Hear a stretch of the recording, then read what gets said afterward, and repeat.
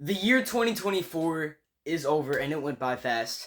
And today I'm going to stop and rank all 64 2024 movies that I saw from the worst to the best. So let's get started.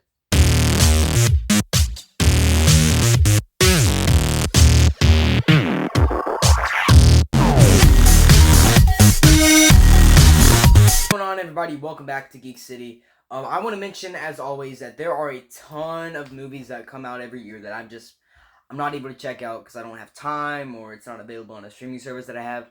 So movies like Anora, The Brutalist, Piece by Piece, Nosferatu. There are movies I wanted to see, but I couldn't get around to it. I also want to mention, yes, the angle's a little different. My camera holder is, I don't know, it's missing a piece, so I need to find that. So for this video, it's gonna be looking a little different. So let's get straight into this. All right, let's not waste any more time.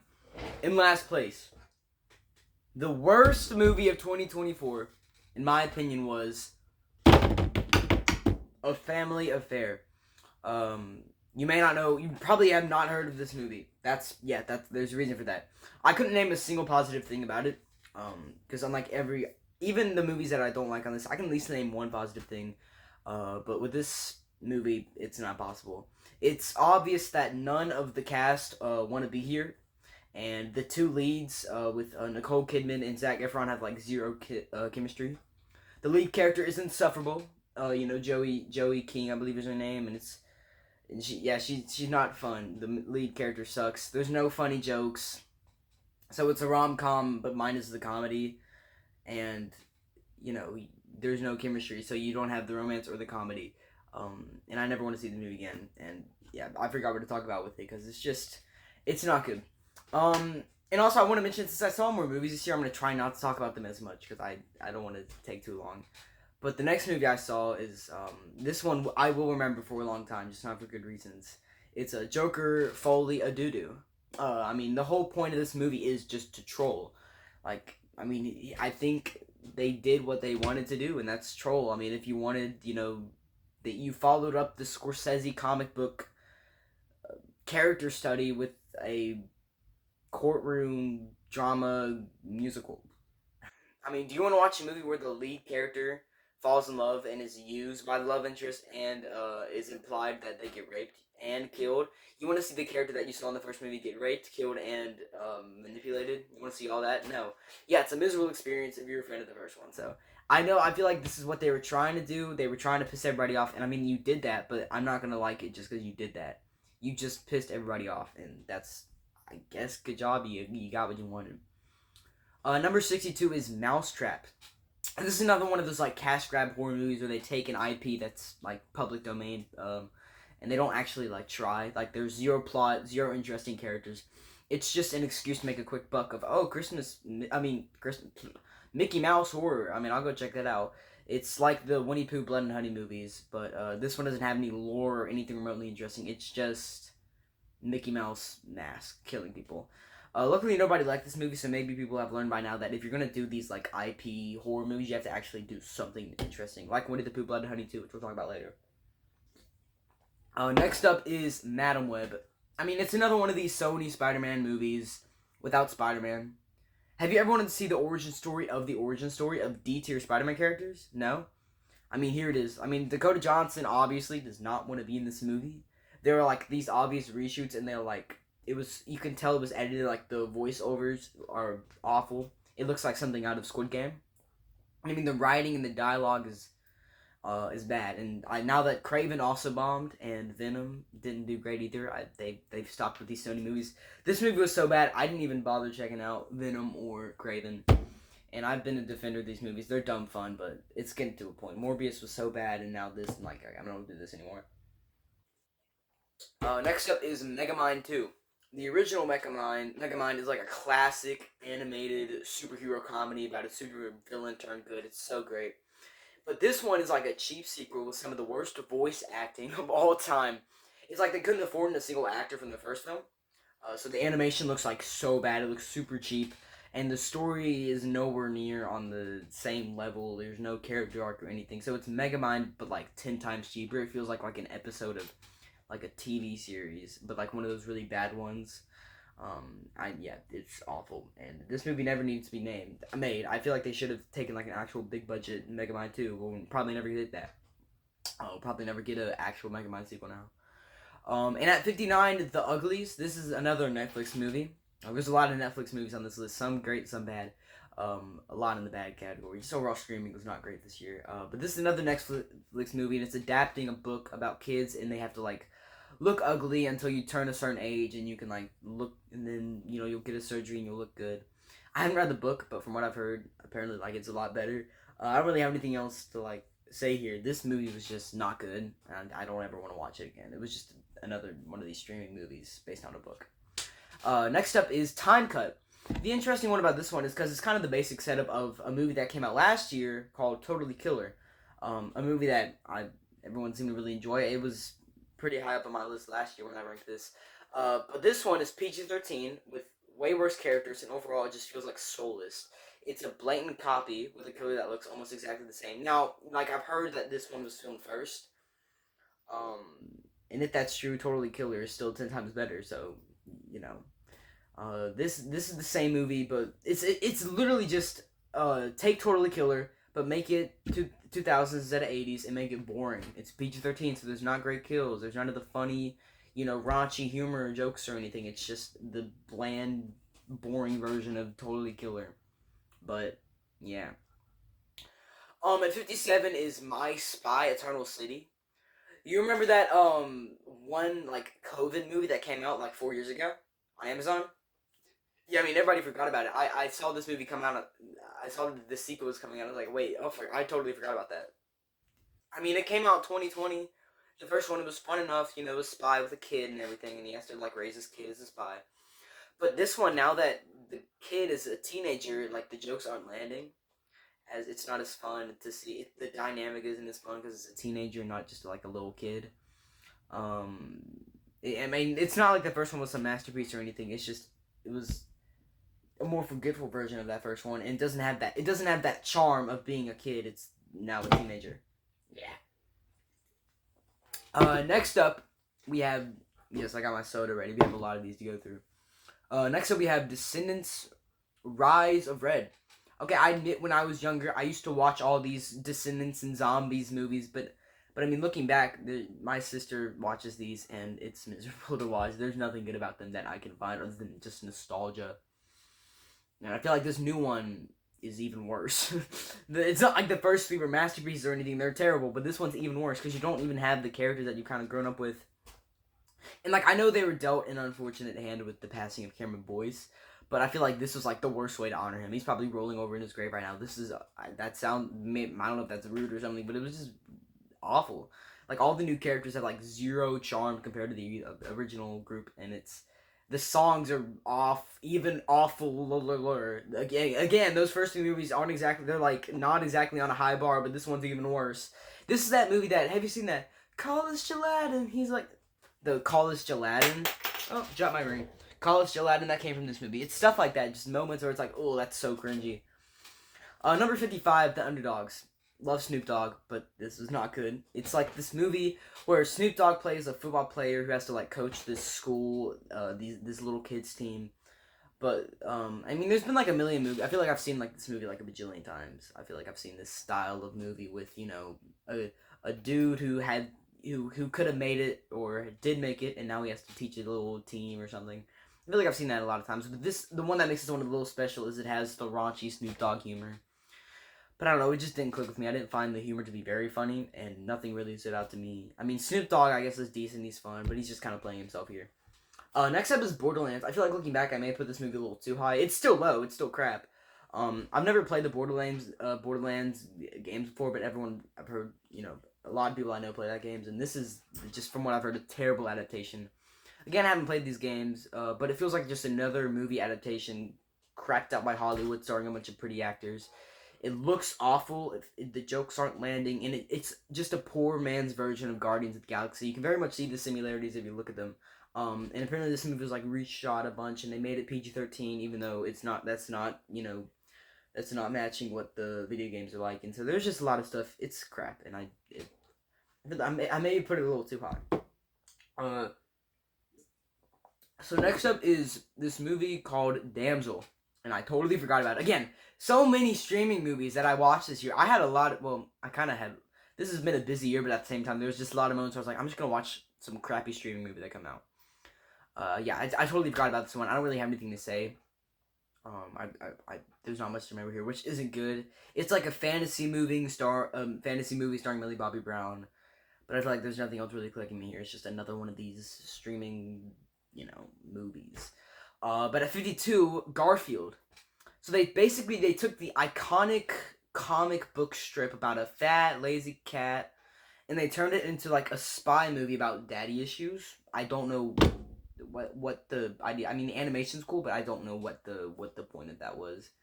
I feel like it's like that's what you chose to go with for this movie. It's weird, but okay. And then we have another streaming movie at 51, Ricky Stenicki.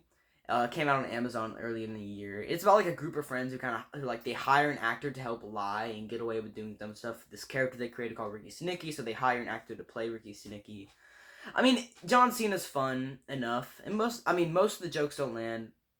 There were a couple. It's not terrible, but it's just kind of another one of these generic streaming comedy movies. Amazon's had a track record of producing bad comedies, and I don't know how many are on this list.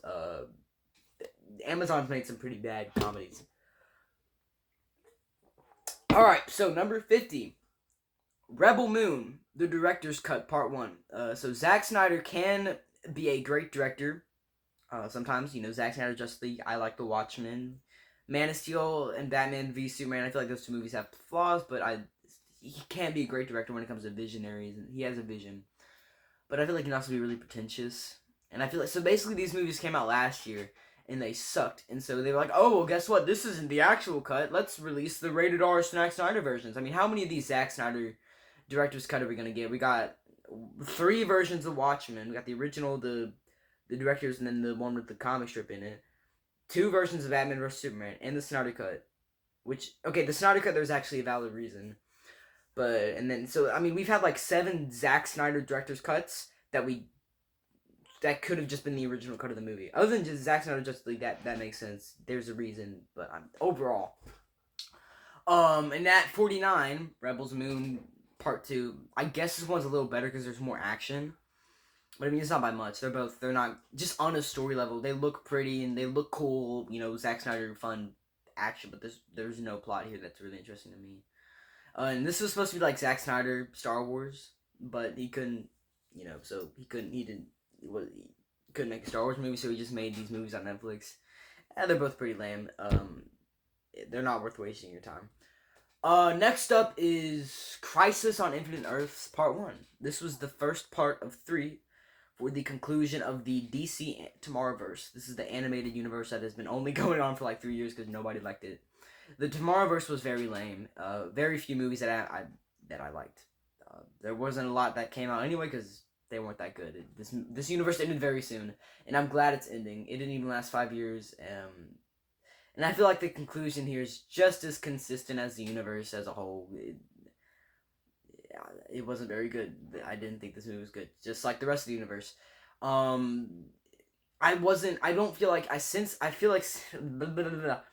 feel like since we're doing this conclusion and the universe has only been out for like 3 years, they're having to rush and introduce all these characters. Because again, this universe hasn't had the time to build or anything because it's only been going on for 4 years, but nobody liked these movies. So they're like, alright, let's can it. Let's just start over. So they're having to like introduce all these people. I feel like part 2 is better, and we'll get to that in a second.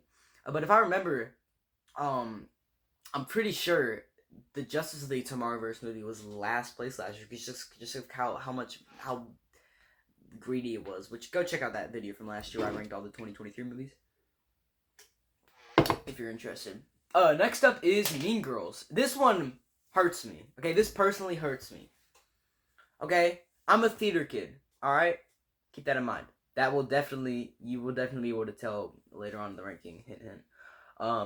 Mean Girls is one of my favorite comedies of all time, right?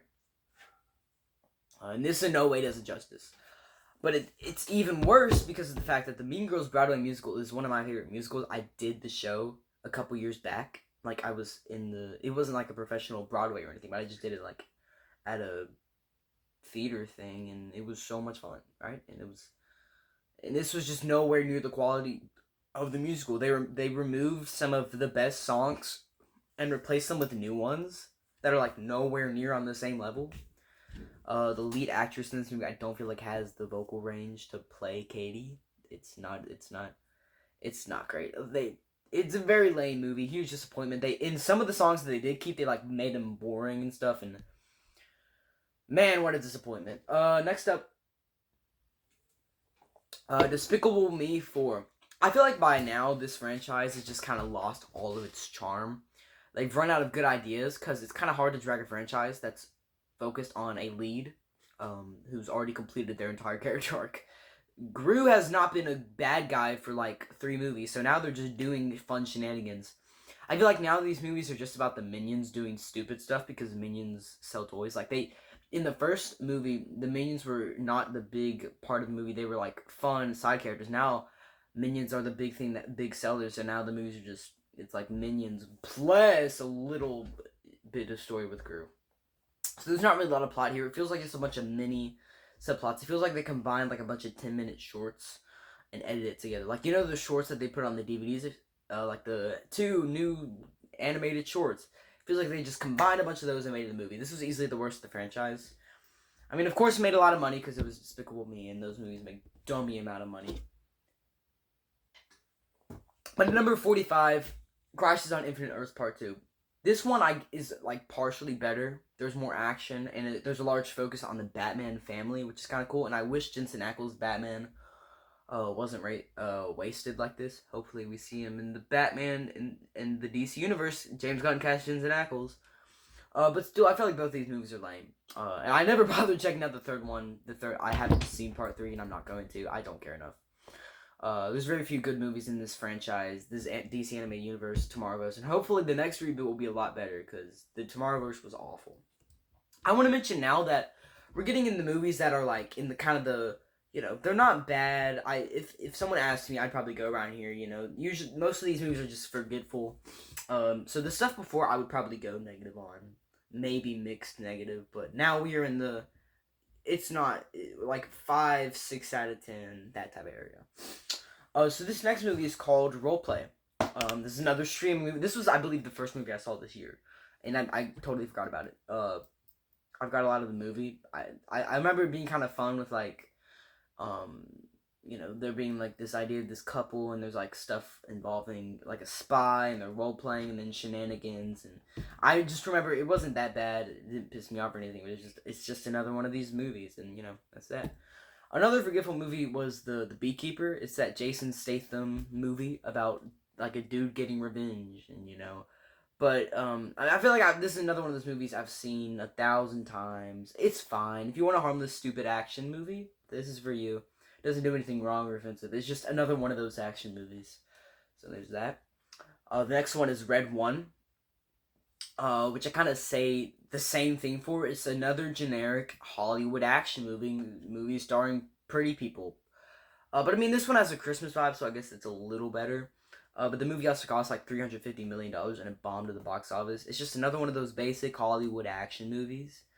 And I mean, that's all there is to it. The only thing this one has going for it is the Christmas vibe. But, it's just another action movie. Coming in at number 41, The Thundermans Returns. Now, in no way is this a great movie. No way. This is not a good movie. Obviously, the budget's very limited. It's essentially an extended episode of the Thundermans TV show. But I had a lot of nostalgia for that TV show, so seeing the family back together, that is a lot of fun. I mean, it's nothing crazy, it's not hilarious or anything, but it does remind me of being 5 and turning on Nickelodeon and watching the Thundermans. I mean, the costumes, also, I want to say the costumes are a lot better, like a huge upgrade. They look pretty sick. But this film is basically just setting up a new Thundermans TV show that they're doing, so that's all there is. It's literally just a pilot, basically, but it was considered a film. But next up is Roadhouse.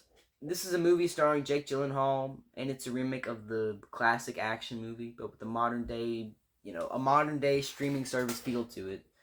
It's good enough, but with a lot of remakes. If I'm gonna watch a Roadhouse movie, I'm gonna go check out the original Roadhouse.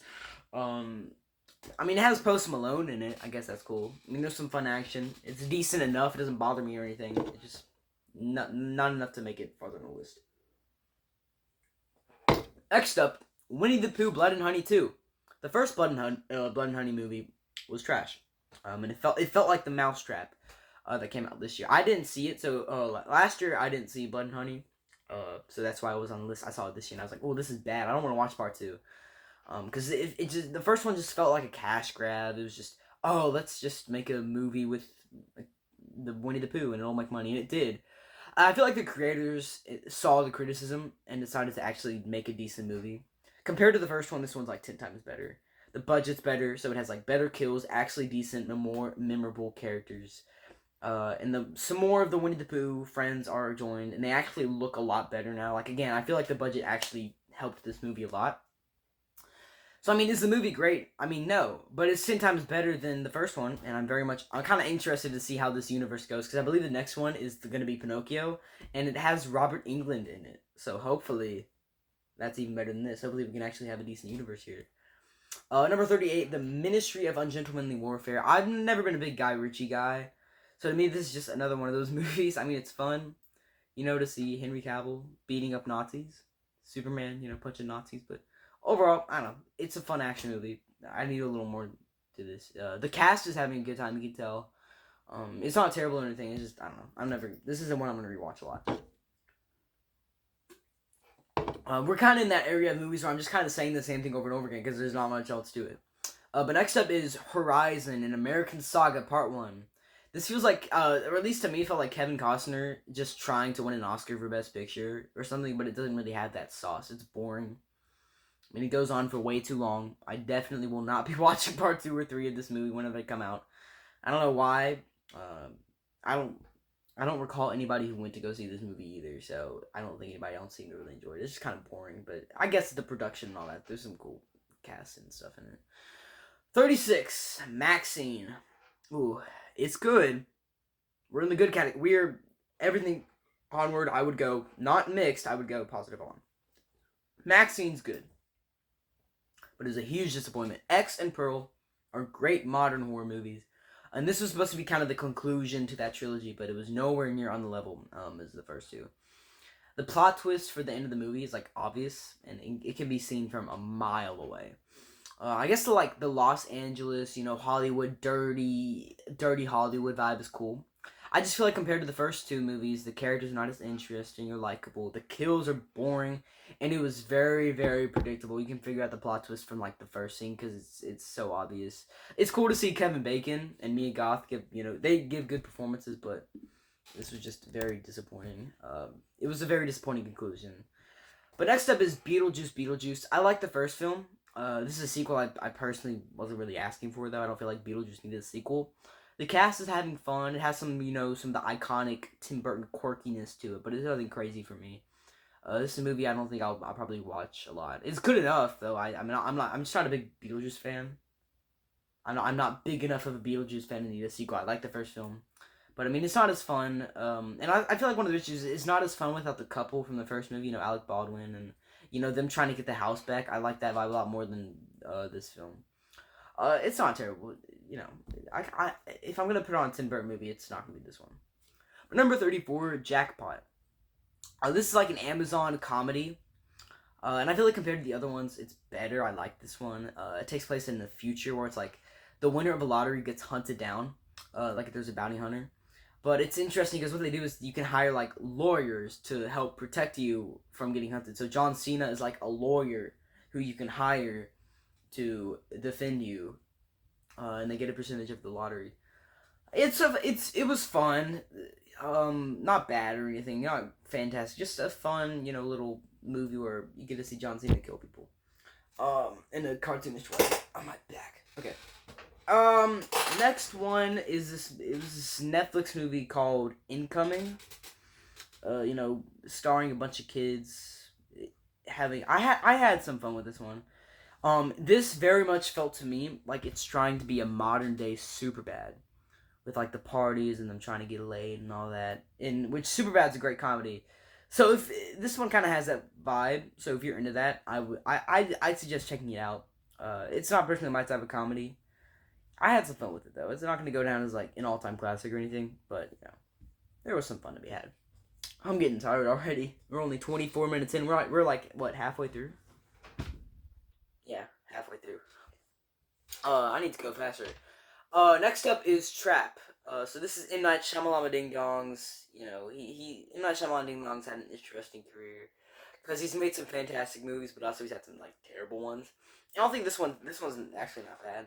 It's like a fun thriller. Josh Hartnett's really good in this movie. It's fun to see how he like gets out of these situations. But I mean, you very much have to suspend disbelief because there's no way he's actually getting away with all this without getting caught. But I try not to think about it too much. It was, a solid thriller from M. Night Shyamalan, Shimmy Shimmy Shimmy. 31 we have Late Night with the Devil. A kind of fun idea for a found footage movie taking place in like a talk show. David Asmaljian's great in this movie, and there are actually some pretty creepy, eerie moments in it. It's just not one that I'm gonna rewatch a lot. And another reason it's not higher is because it uses AI art instead of real artists, which I hate. I hate AI replacing artists, and it pisses me off. So because of that, the highest you can get is like 30. So sorry, not sorry. At number 30, we have Back to Black. This is a frustrating one because Amy Winehouse is an icon who has made great music. Check out. By the way, if you ever want to see me talk about music, check out my second channel, Music City. So basically, Amy had like an awful life, and she dealt with substance abuse and other issues, and a movie tackling all that would be great, right? If you want to see something that's actually tackling Amy Winehouse's life, check out the Amy documentary. If you don't believe me, it's sad life. So when they announced this movie, I was excited, but I didn't feel like it did Amy Winehouse justice at all. It just feels very Hollywoody. Like it doesn't want to adapt her. It doesn't adapt her life very well. It feels like Bohemian Rhapsody. That kind of level of like fake biopic.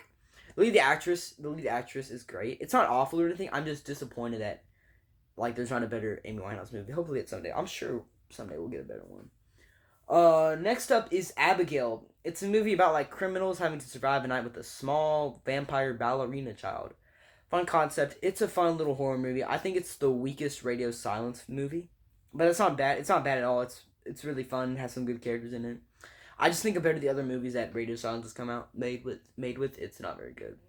I'm also not a huge fan of the ending with Giancarlo Esposito's character, but overall, fun little horror flick that I have no problem like putting on.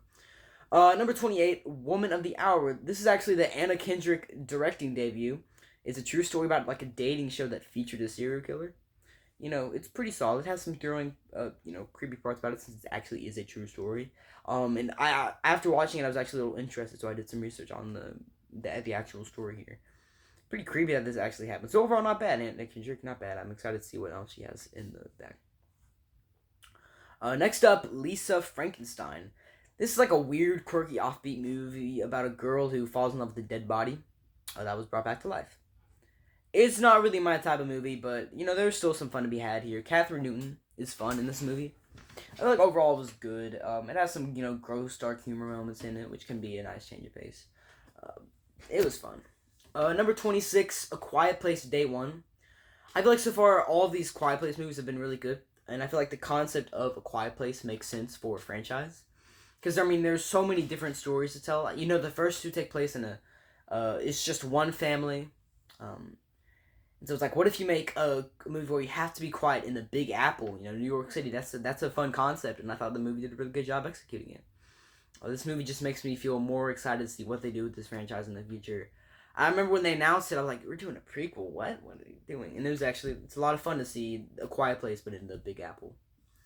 Next up, The Idea of You.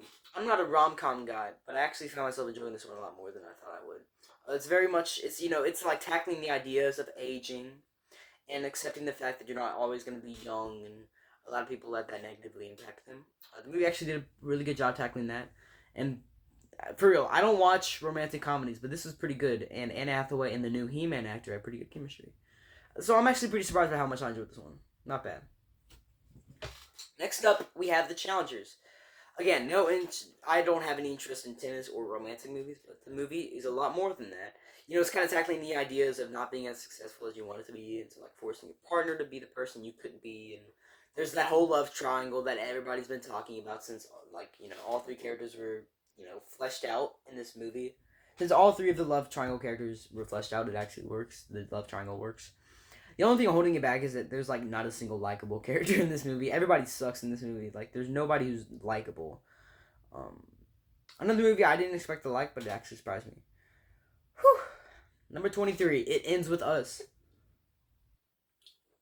I think this movie did a pretty good job tackling, abusive relationship. And the movie I feel like would actually be a little higher, but the marketing hurt this movie. Everybody knows about how Blake Lively was acting whenever she was doing press for this movie. And it kind of leaves like a bad taste in my mouth when I was watching it. I feel like all the jokes and the shenanigans she made during the press tour made this movie go down a little bit. Because it feels like she wasn't taking it seriously. Um, which kind of, it's a movie about abuse, so I feel like, she's being a little tone deaf there. Next up, The Bike Riders. This is like a true story about this bike rider group. They go from riding around on bikes to like committing crimes and killing people. I enjoyed it. I like how it shows the perspective from members of the gang, but also from like the love interest of the group, like Austin Butler's girlfriend. It gives good inside view on how it affects the people's personal lives. Good performances. Overall, a solid movie showing the transition into crime. I do wish we got to see a little more of the group doing the killing and the turning full on evil, but overall, pretty good movie. 21, The Fall Guy. I hate that this movie bombed at the box office because it was actually a lot of fun. It stars Ryan Gosling, Emily Blunt, and they have, good chemistry as the leads. Had a lot of fun with the movie. Ryan Gosling's a stuntman. He has to go on a secret mission to find out where the lead of the movie is. Aaron Taylor Johnson's a fun villain, and the final chase scene with the helicopter was a lot of fun. This movie's not like trying to win Oscars or anything. It's just, it's having a fun time, and that's all I needed. So if you haven't checked this one out, do yourself a favor and go check it out because it did not do well at the box office, and I hate that. But next up is Watchmen Chapter 2. When you take one of the most iconic comic books of all time and adapt it page by page, you're going to have a pretty good movie.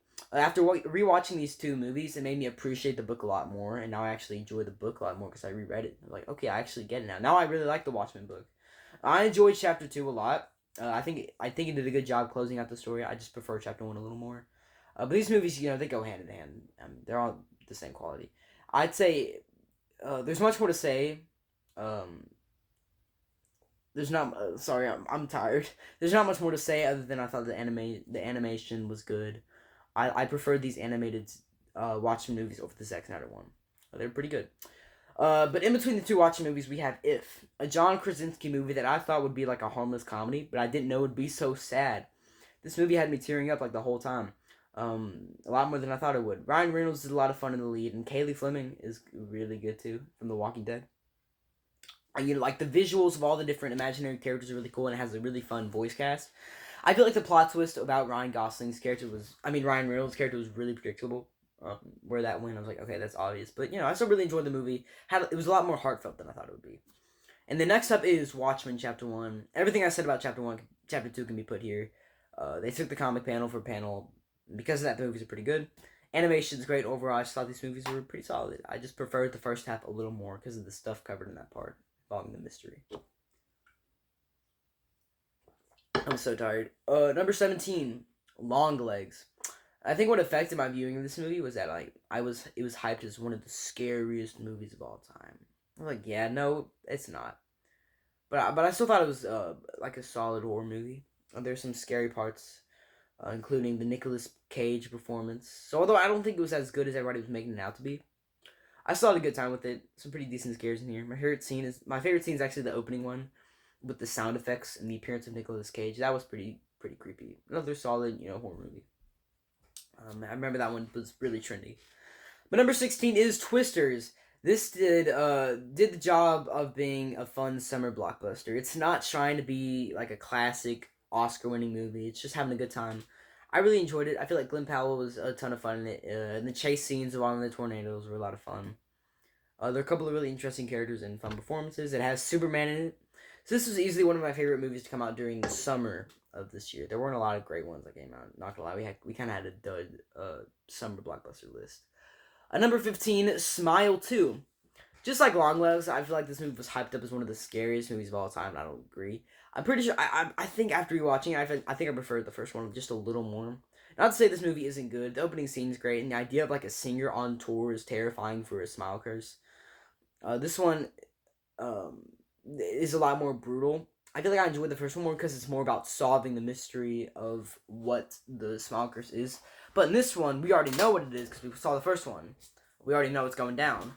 Still another, really good horror movie to come out this year. Next up, Inside Out 2. I really enjoyed the first Inside Out movie. I liked this one a lot more. I think them waiting for the audience to get older was smart because Riley has grown up with the audience, which was a smart move because they make her like very relatable. The idea of introducing new emotions was a good move. So overall, I thought this one was just like a major improvement over the first one because of how they handled puberty and the emotions that can come with it. Number 13, the only good comic book movie to come out this year, really. Deadpool and Wolverine. Fun multiverse movie that, comments on like franchise fatigue and giving characters, that were forgotten, a chance to do something. Like, Blade, Electro, Gambit, they got to take a final stand. Of course, the humor is great. The fight scenes are fun. It has some good cameos that actually push the story forward, and they aren't there just to make you like the movie more. Hugh Jackman gives a great performance. There's a lot of good tributes to the 20th Century Fox Marvel movies, but big old butt here. The plot's really weak here. The plot. If you look at it on a plot level, it's thin. It's thin as the paychecks of a teacher. They were very much more focused on delivering a fun movie than delivering a movie that made sense. Like No Way Home. They both kind of have that same problem.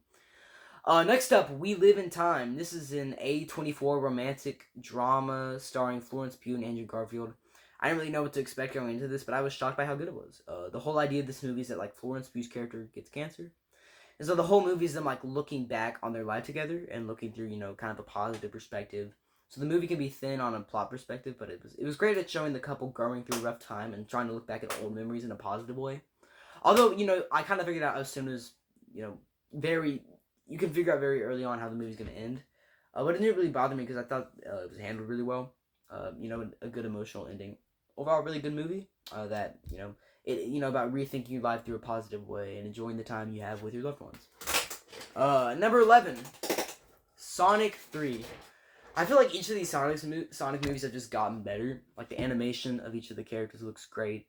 This one doesn't have the human subplot, so it's all of the great things about the first two, minus the boring side plot. Jim Carrey playing two roles is a lot of fun, and Shadow is a great new addition. So overall, I'm really digging the Sonic franchise, and I can't wait to see where it goes in the future.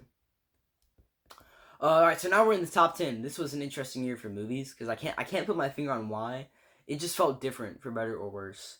I feel like 2023 was a better year for movies, but this year was interesting. So make sure to let me know your favorite and least favorite movies come out this year. And let's not waste any more time and go into our top 10. At number 10, The Substance. If you're into body horror, this movie's for you. If you haven't seen it, I don't want to say much because this is a movie you want to go into blind. It's about an actress and a younger version of her, and it's gross, disgusting, and horrifying in all the right ways. Fantastic performances from lead actress Demi Moore, and this movie actually has some really creepy and eerie moments in it. It's a great modern horror movie, and the ending is gross, and it's wild. So check this movie out if you haven't. It's a fantastic horror movie. Coming in at number 9, Amelia Perez. This isn't my type of movie at all. But, it's an interesting concept, and it's a greatly produced movie. The idea of, like, a man transitioning to hide from the crime life that he was involved in is an interesting idea. The performances are really good, especially from Zoe Saldana and Selena Gomez. The only thing I didn't really like was the music. This movie did not need to be musical. I didn't know it was until the movie started. Like, the music felt clunky, and the transitions into the songs felt off-putting. But other than that, it's a really solid movie. I don't really need to see it again, but I have a feeling it's going to get a lot of Oscars. I feel like it deserves it. It's a really unique experience for sure. Next up at number 8, Rebel Ridge. I never planned on checking this movie out because to me it just looked like another generic streaming action movie. Another generic streaming action movie. But I heard a lot of buzz, and the lead was cast as Jon Stewart, so I was like, okay, I'll go check it out. And it was 10 times better than I expected. This is an action thriller about a man, trying to get his money back from a corrupt police force, and it has no right to be this good. Very satisfying conclusion, and overall, I was really shocked by how much I enjoyed this movie, and I was on the edge of my seat like the entire time. This is not your average streaming American action movie. If you're hesitant like me, go do yourself a favor and check this one out. If you like action thrillers, it's worth it. Trust me. Just go on Netflix and watch it. Number 7, Terrifier 3.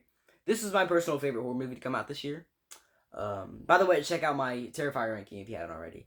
I feel like each of these Terrifier movies are getting better. The overall just quality of the movies have gotten better each time.